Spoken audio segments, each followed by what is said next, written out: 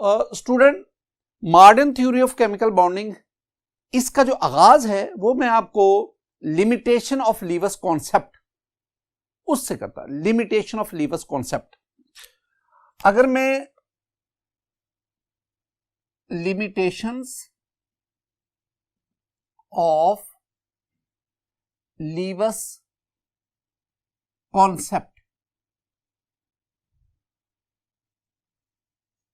हमने ना लास्ट पे आयनिक बॉन्ड, कोवलेंट बॉन्ड और कोऑर्डिनेट कोवलेंट बॉन्ड को स्टडी किया था। ये जो तीनों बॉन्ड फॉर्मेशन थी ना, इसको मैंने लीवस कॉन्सेप्ट की बेस पे स्टूडेंट आपको समझाया था। तो हम कह सकते हैं कि Lewis concept it successfully explain the bond formation between two atoms. ये हमें बताता है कि कैसे इलेक्ट्रॉन पेयर, वो शेयर्ड इलेक्ट्रॉन पेयर, वो दो एटम्स के दरमियान अट्रैक्शन का बायस बनते हैं। यानी हमने लीवस कॉन्सेप्ट के तहत आयनिक बॉन्ड, कोवलेंट बॉन्ड और कोऑर्डिनेट कोवलेंट बॉन्ड उसको स्टडी किया था। लेकिन student, Lewis concept fails to explain the shapes and geometries of molecule. Bond formation बताता है, लेकिन shapes and geometries of molecule इसको लीवस कॉन्सेप्ट एक्सप्लेन नहीं करता। तो मैं क्या कहूंगा, मैं कहूंगा कि Lewis concept fails to explain shapes and geometries of molecules। अगला पॉइंट, शेप्स, मोलेकुलर शेप्स या ज्योमेट्रीज ऑफ मॉलिक्यूल्स, इसको जानना क्यों जरूरी है? Very simple answer my dear student, अगर आप किसी भी कंपाउंड की फिजिकल और केमिकल प्रॉपर्टीज को स्टडी करना चाहते हैं, अगर आप किसी भी सब्सटेंस के केमिकल रिएक्शन में बिहेवियर को डिस्कस करना चाहते हैं, तो आपके पास उस सब्सटेंस के मोलेकुलर शेप, उस सब्सटेंस की ज्योमेट्री ऑफ मॉलिक्यूल का इल्म होना चाहिए। जब तक आपको geometry and shapes of molecule का इल्म नहीं होगा, आप किसी भी कंपाउंड की फिजिकल प्रॉपर्टीज, आई मीन उसका melting point, boiling point, vaporisation वगैरह, इसको मालूम, आप उसकी केमिकल रिएक्टिविटी को स्टडी नहीं कर सकते। केमिकल रिएक्शन के दौरान उस सब्सटेंस का बिहेवियर क्या है, यूनिक केमिकल बिहेवियर, उसको आप स्टडी नहीं कर सकते। तो इसका मतलब हुआ कि ऐसी थ्योरी, ऐसा मॉडल होना चाहिए जो हमें bond shapes and geometries of molecule, bond length, bond energy, bond polarity और एनर्जेटिक ट्रांजिशन, इन तमाम इंफॉर्मेशन के बारे में वो जो मॉडल है, वो जो थ्योरी है, वो हमें इंफॉर्म करे, वो हमें आगाह करे। लेकिन लीवस कॉन्सेप्ट किसी भी मॉलिक्यूल के बारे में ये तमाम इंफॉर्मेशन हमें नहीं देता। Lewis concept only explain the bond formation. तो फिर हमारे पास ना वेरियस थ्योरीज हैं जिसकी बेस पे हम शेप्स या ज्योमेट्री फॉर मॉलिक्यूल उसको डिस्कस करते हैं। इनमें से कुछ थ्योरीज हमारे सिलेबस का हिस्सा है। इनमें एक आपके पास है नंबर 1 पे वेस्पर थ्योरी,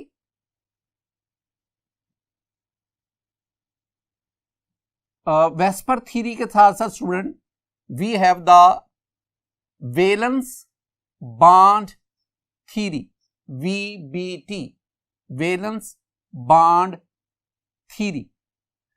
इसके साथ ही साथ हम एटॉमिक ऑर्बिटल हाइब्रिडाइजेशन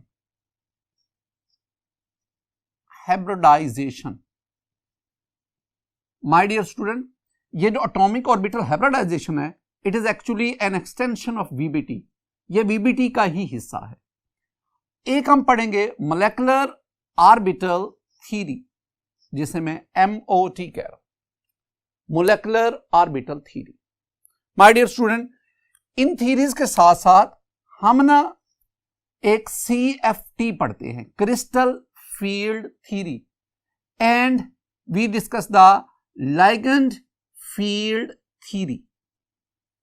ये जो दोनों थ्योरीज है, ये हमें जो कॉम्प्लेक्स कंपाउंड हैं, जो ट्रांजिशन एलिमेंट्स हैं, उनके जो कॉम्प्लेक्स कंपाउंड हैं, उन कॉम्प्लेक्स कंपाउंड की शेप, उनकी फॉर्मेशन, उसको ये एक्सप्लेन करते हैं। तो these theories are for complex compounds of transition elements. और ये जो बाकी थीरीज हैं, ये तमाम थीरीज जो हैं, ये कोवलेंट कंपाउंड्स, ऐसे कंपाउंड जिनमें कोवलेंट बॉन्ड मौजूद है, covalent compounds of non transition elements, उनको एक्सप्लेन करते हैं। इनका ताल्लुक है covalent compounds of non transition elements. Non transition से मेरी मुराद है कि एलिमेंट्स ऑफ सब ग्रुप ए, जो ग्रुप ए के एलिमेंट्स हैं, जिन्हें हम रिप्रेजेंटेटिव एलिमेंट्स कहते हैं, जिन्हें हम नॉर्मल एलिमेंट्स कहते हैं। तो उन नॉर्मल एलिमेंट्स से बनने वाले जो कोवलेंट कंपाउंड्स हैं, उन कोवलेंट कंपाउंड में बॉन्ड फॉर्मेशन, उन कोवलेंट कंपाउंड के मॉलिक्यूल की शेप्स, ज्योमेट्री, उनकी बॉन्ड लेंथ, इन तमाम इंफॉर्मेशन को ये थीरीज एक्सप्लेन करते हैं। हम आज आगाज करने जा रहे हैं और हम अपने इस लेक्चर में वेस्पर थ्योरी इसको स्टडी करेंगे। और वेस्पर थ्योरी में हम इसकी इंट्रोडक्शन है, अजम्पशन है, इसके पास्टुलेट्स हैं, इसको डिस्कस करेंगे। और फिर हम वेरियस मॉलिक्यूल, उनकी शेप्स को, ज्योमेट्रीज को वेस्पर की बेस पे एक्सप्लेन करेंगे। वेस्पर थ्योरी, पहली बात कि ये जो वेस्पर है, वैसे देखेंगे तो स्टूडेंट लिखा हुआ है VSEPR, वेसेपर, लेकिन आप इसे प्रोनाउंस क्या करेंगे? आप इसे प्रोनाउंस करेंगे वेस्पर। तो वैसे वेसेपर है। अच्छा, ये VSEPR stands for, my dear student, VSEPR stand for V for valence, S for shell, E for electron, P for pair, R for repulsion theory. अच्छा, नाम के अंदर ही पूरी थ्योरी जो है वो समा गई है। Valence shell electron pair repulsion, valence shell electron pairs और उनके दरमियान रिपल्शन। ये क्या हमें बता रही है? हमें बता रही है किसी भी मॉलिक्यूल में जो सेंट्रल एटम होता है, उस सेंट्रल एटम के वैलेंस शेल में जो इलेक्ट्रॉन पेयर्स हैं वो एक दूसरे को रिपेल करते हैं और उस रिपल्शन की वजह से वो एक दूसरे से दूर होते जाते हैं और यूं वो मॉलिक्यूल एक स्पेसिफिक शेप, एक स्पेसिफिक ज्योमेट्री अज्यूम कर पाता है। और यही वो बुनियाद है जिसकी बेस पे ये वेस्पर थ्योरी, ये हमें shapes, geometries of molecule explain करती है। मैं जरा इंट्रोडक्शन की बात करूंगा। तो स्टूडेंट, इंट्रोडक्शन में मैं दो बातें आपके साथ शेयर करता हूं। नंबर 1 पे मैं डिस्कस करूंगा SIDGWIC के, Sidgwick and POWELL, Sidgwick and Paul, ये दो scientist. Sidgwick S, Paul P, SP, याद रखने के लिए। तो सिडविक एंड पॉल इन 1940 इन दोनों साइंटिस्ट ने point out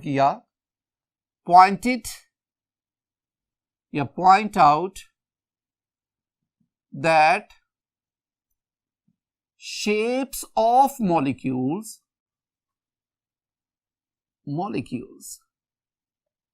could be explained in terms of electron pairs in the valence shell कह लें, ऑर्बिट कह लें, of central atom. Sidgwick and Powell 1940 क्या कह रहे हैं? वो कहते हैं कि shapes of molecule could be explained, shapes of molecule could be explained in terms of electron pairs in the valence shell या valence orbit of central atom। किसी मॉलिक्यूल में जो सेंट्रल एटम है उसके वैलेंस शेल में जो electron pair है, उन इलेक्ट्रॉन पेयर की रिपल्शन की बुनियाद पर आप मॉलिक्यूल की शेप को एक्सप्लेन कर सकते हैं। दूसरी बात, बाद में दो और साइंटिस्ट, एक है NYLHOLM, नाइलहॉम एंड गिलेस्पी, ये दो साइंटिस्ट, नाइलॉन और गिलेस्पी, इन्होंने बाद में वेस्पर थ्योरी को डेवलप किया और उन्होंने इस थ्योरी की बुनियाद पर shapes of molecule for non transition element, जो नॉन ट्रांजिशन एलिमेंट्स हैं उनसे बनने वाले जो मॉलिक्यूल, उनकी शेप्स को एक्सप्लेन किया। यानी they developed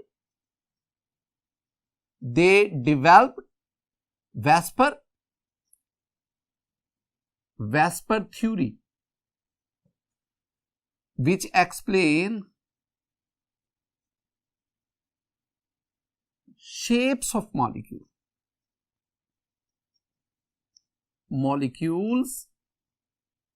for shapes of molecules for non transition elements। Student मैं इन्हें ना नॉर्मल एलिमेंट्स कह रहा हूं। पीरियोडिक टेबल में हम एलिमेंट्स को दो कैटेगरीज में क्लासिफाई करते हैं, एक नॉर्मल एलिमेंट्स जिन्हें हम सब ग्रुप ए कहते हैं, एक ट्रांजिशन एलिमेंट्स जिन्हें हम सब ग्रुप बी कहते हैं। तो नॉर्मल एलिमेंट्स से बनने वाले मॉलिक्यूल, उनकी शेप्स को वेस्पर थ्योरी एक्सप्लेन करती है। एक और चीज, बेसिक अजम्पशन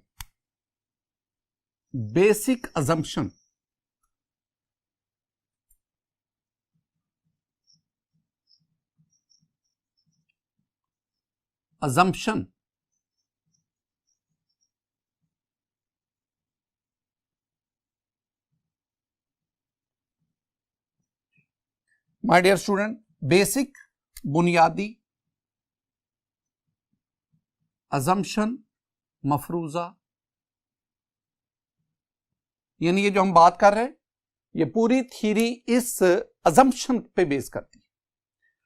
अब बेसिक अजम्पशन जो है वो वही है जो आपने ये इसका वेस्पर थ्योरी, इसका जो नाम है valence shell electron pair.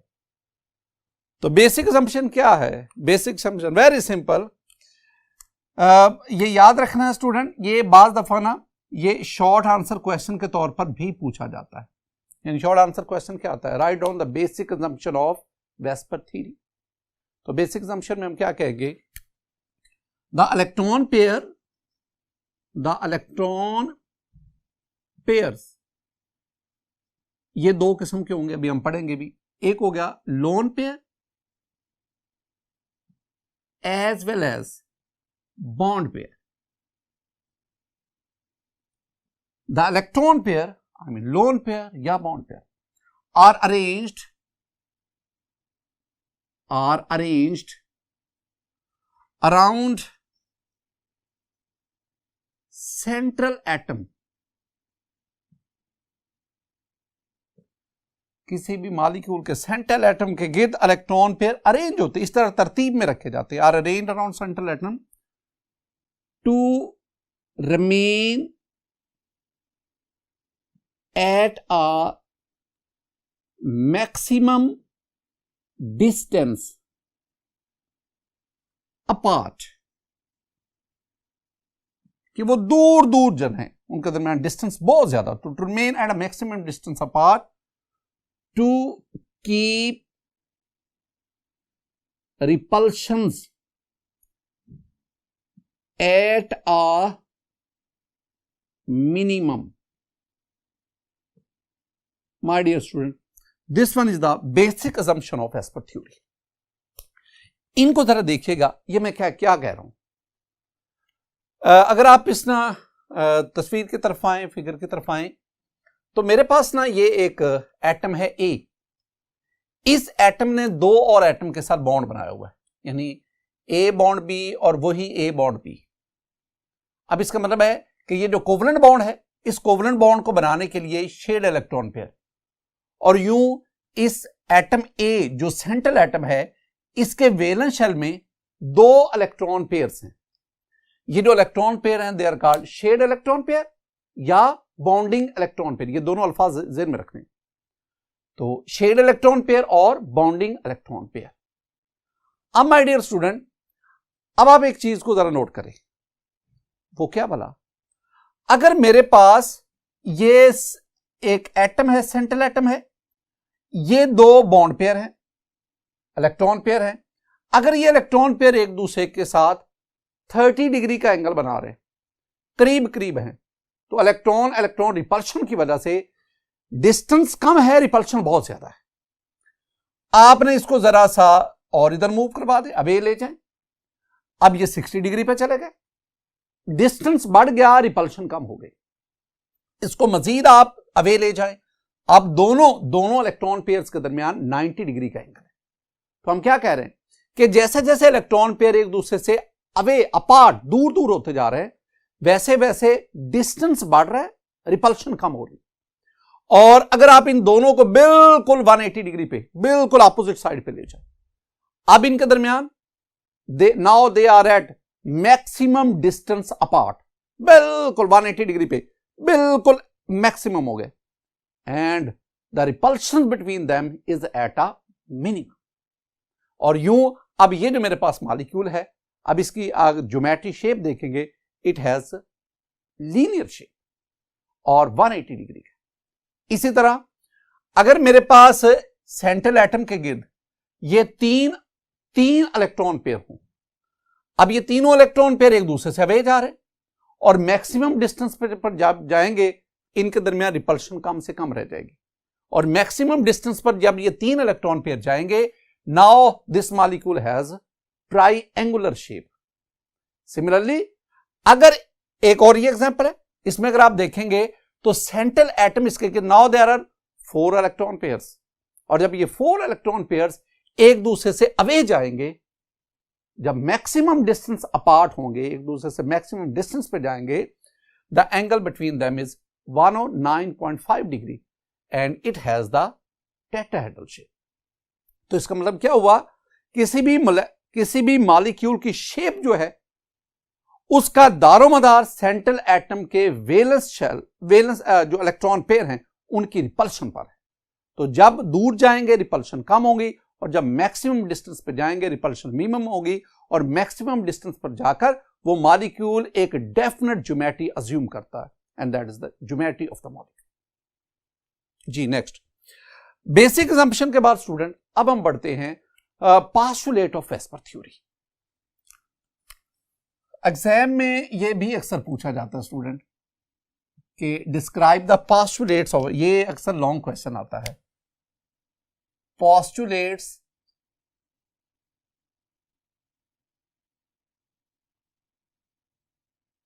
of Vesper theory, VSEPR,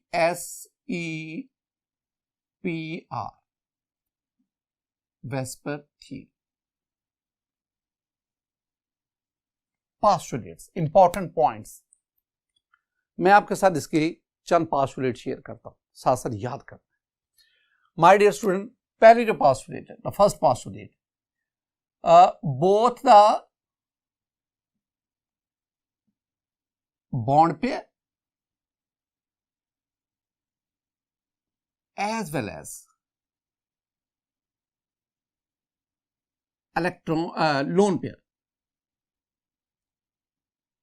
lone pair of electrons participate in determining the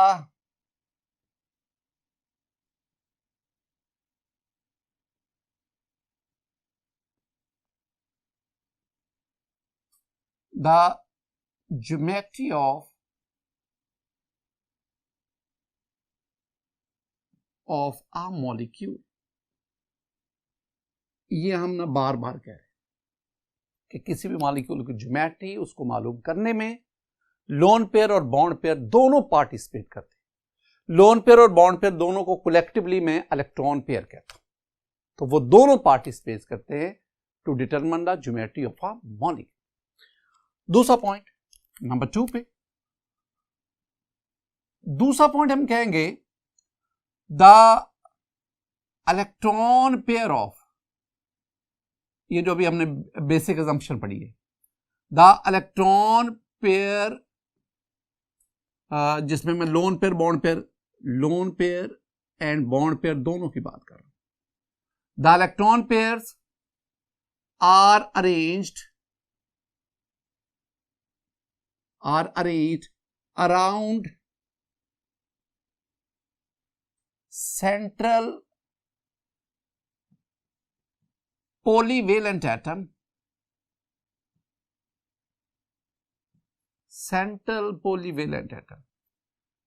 to remain at maximum distance apart to avoid repulsion। यानी ये बात हमने बेसिक असम्पशन में भी पढ़ी। इसमें सिर्फ एक नई चीज आ गई और वो क्या है, around the central polyvalent atom. अब पोलीवेलेंट, पोली सेवरल, पोली मैनी, वेलेंट वेलेंसी। अब इसमें वो कह रहा है कि जो आपका सेंटर मॉलिक्यूल में जो सेंट्रल एटम होना चाहिए ना, उसकी वैलेंसी एक से ज्यादा हो, पॉलीवेलेंट हो, 2 हो, 3 हो, 4 हो, एक से ज्यादा होनी चाहिए। माय डियर स्टूडेंट, अगर हम पीरियोडिक टेबल को देखेंगे ना, तो पीरियोडिक टेबल में आपके पास ये जो फर्स्ट ए ग्रुप है, फर्स्ट ए ग्रुप के जो एलिमेंट्स है ना, इनकी जो वैलेंसी है वो 1 है। जो नोबल गैसेस है उनकी वैलेंसी 0 है। जो हेलोजेंस है इनकी वैलेंसी 1 है। इसका मतलब हुआ कि first A group, 7th A group और 8th ए ग्रुप, इन तीनों ग्रुप्स के जो एलिमेंट्स है ना, ये मोनोवेलेंट है। या आप नोबल गैस की बात करेंगे तो वो उनकी वैलेंसी 0 होती है। तो इसका मतलब है कि इन तीनों ग्रुप्स के एलिमेंट कभी भी सेंट्रल एटम के तौर पर एक्ट नहीं करेंगे। तो सेंट्रल एटम जो है वो या तो सेकंड ए होगा, थर्ड, फोर्थ, फिफ्थ, सिक्स। तो इन ग्रुप्स के जो एलिमेंट्स हैं ये बतौर सेंट्रल एटम एक्ट करते हैं। हां, जो फर्स्ट ए ग्रुप है जिसमें हाइड्रोजन को ले ले, 7th ए ग्रुप है जिसमें हेलोजन है, फ्लोरीन, क्लोरीन, ब्रोमीन, इन ग्रुप से जो एलिमेंट हैं ये साइड एटम के तौर पर काम करते हैं। तो इसका मतलब हुआ, यानी नंबर 2 पॉइंट क्या ज़हन में रखना है? ज़हन में यह रखना है कि जो सेंट्रल एटम होता है वो हमेशा second, third, fourth, fifth, 6 group से ताल्लुक रखता है। कभी भी हाइड्रोजन या हेलोजन या नोबल गैस तो किसी से बॉन्ड ही नहीं ना बनाएगी, वो तो मॉलिक्यूल की शक्ल में आएगी नहीं। तो हम बात करेंगे हाइड्रोजन की जो फर्स्ट ए ग्रुप से ताल्लुक रखता है या हेलोजन जो 7th ए ग्रुप से ताल्लुक रखता है। तो हाइड्रोजन और halogen they will act as the side atom, while elements of second A to 6th A group they will act as the central atom। तीसरे पॉइंट पे चले जाए। तीसरा पॉइंट भी बहुत इंपॉर्टेंट है और तीसरा पॉइंट क्या है? The electron pair of lone pair occupies more space than bond pair। Very important. Simply हम क्या कहेंगे कि lone pair occupies more space than bond pair. तो किसी भी मॉलिक्यूल में जो सेंट्रल एटम के अराउंड जो इलेक्ट्रॉन पेयर, मैंने कहा इलेक्ट्रॉन पेयर 2 कैटेगरीज हैं, लोन पेयर, बॉन्ड पेयर। तो lone pair it occupies more space than bond. My dear student, मैंने आपको पहले भी बताया था फर्स्ट ईयर केमिस्ट्री में लोन पेयर कहां एक्ट करता है। Lone pair involve in the formation of hydrogen bonding, hydrogen bond lone pair की वजह से होता है। Lone pair involve in the formation of coordinate covalent bond. Lone pair हमें बताता है, लीवस कॉन्सेप्ट की बेस पे लोन पेयर हमें बताता है कि एसिड कौन है, बेस कौन है। यहां पे लोन पेयर हमें क्या बता रहा है? Lone pair explain the shapes of molecule on the basis of Esper theory. यहां पे क्या आ गया कि लोन पेयर ये बॉन्ड पेयर की निस्बत ज्यादा स्पेस ऑक्युपाई करता है।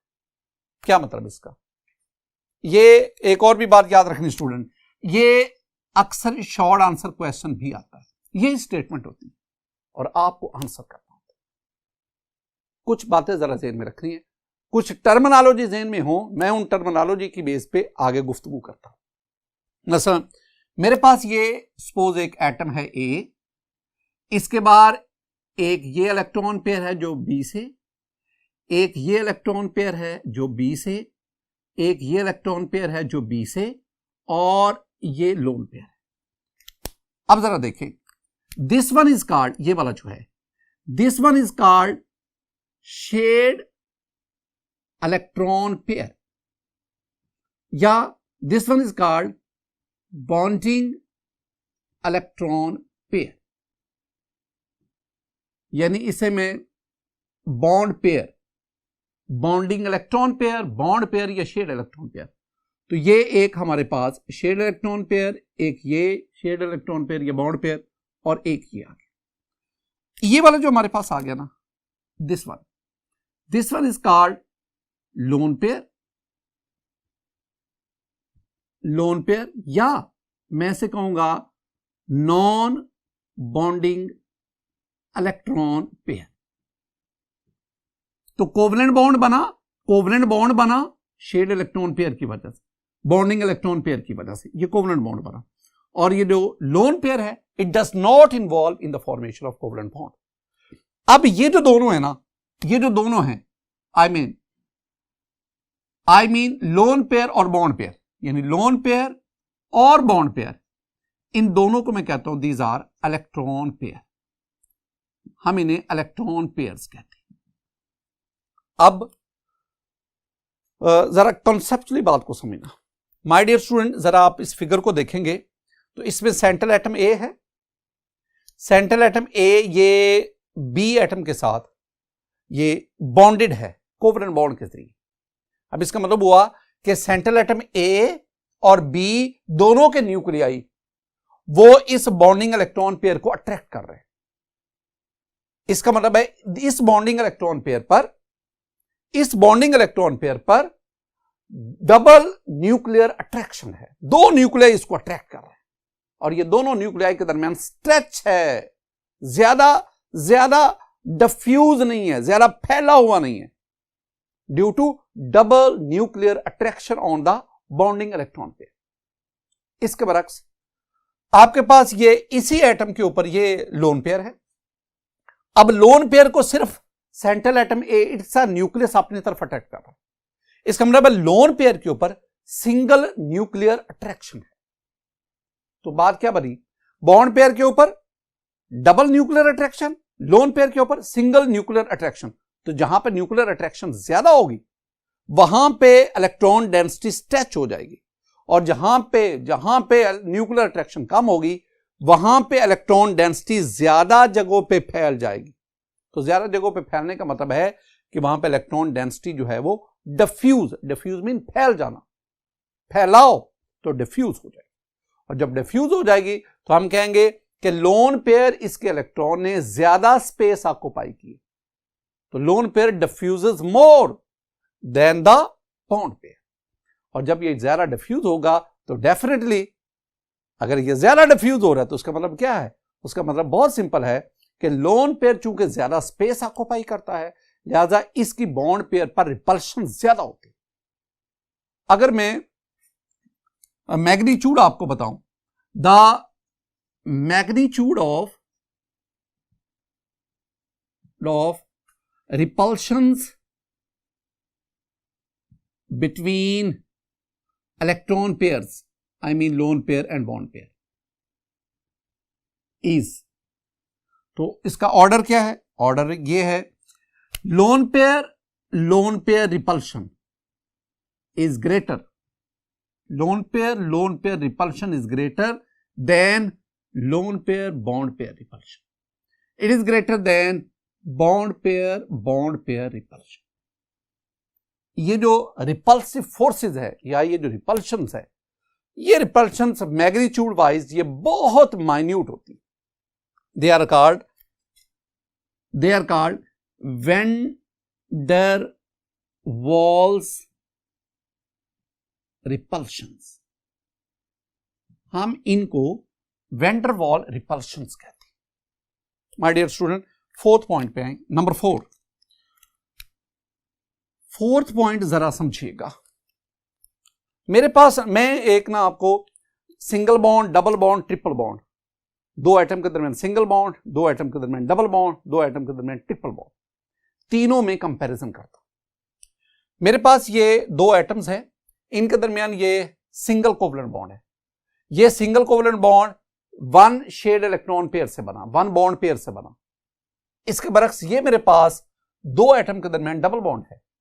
ये डबल बॉन्ड 2 बॉन्ड पेयर से बना, 2 इलेक्ट्रॉन पेयर से बना। ये मेरे पास ट्रिपल बॉन्ड है। ये ट्रिपल बॉन्ड जो है ये 3 इलेक्ट्रॉन पेयर से बना। इसका मतलब है कि जब आप सिंगल से डबल, डबल से ट्रिपल पे जाते हैं तो नंबर ऑफ इलेक्ट्रॉन पेयर के बढ़ने की वजह से इलेक्ट्रॉन डेंसिटी वो इंक्रीज करती है। तो सिंगल कोवलेंट बॉन्ड में इलेक्ट्रॉन डेंसिटी जो है वो कम है, डबल में ज्यादा होगी, और ट्रिपल में इलेक्ट्रॉन डेंसिटी बढ़ गई। लेकिन मेरे एक सेंटेंस याद करना student, while determining the geometry of molecules, the multiple bonds behave as a single bond. जब आप किसी भी मॉलिक्यूल की ज्योमेट्री को डिटरमिन कर रहे हैं ना, तो ये जो मल्टीपल बॉन्ड से मेरी मुराद है डबल बॉन्ड और ट्रिपल बॉन्ड। नो डाउट इन बॉन्ड्स की वजह से इलेक्ट्रॉन डेंसिटी का साइज बढ़ जाता है, वॉल्यूम इंक्रीज करता है। लेकिन मॉलिक्यूल की ज्योमेट्री को डिटरमिन करते वक्त ये जो मल्टीपल बॉन्ड्स हैं, they behave as a single bond. Why? Very simple. Single bond जो है उसमें जो इलेक्ट्रॉन डेंसिटी है वो 2 बॉन्डेड न्यूक्लियाई के दरमियान रहती है, सेम रीजन ऑक्यूपाई करती है।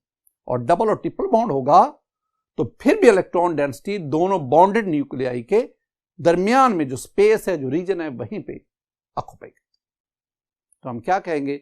हम कहेंगे in case of while determining the geometry of molecule, the multiple bond behave as a single bond, single bond की तरह behave करते हैं। स्टूडेंट, वेस्पर थ्योरी का आज पहला लेक्चर था और इस लेक्चर में हमने इंट्रोडक्शन पढ़ा, इसके बाद हमने अजम्पशन को पढ़ा, अजम्पशन के बाद हमने वेस्पर थ्योरी की 4 पोस्टुलेट इनको डिस्कस किया।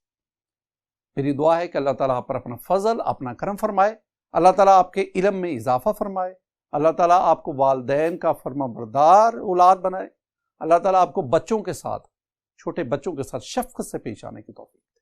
अस्सलामु अलैकुम व रहमतुल्लाह।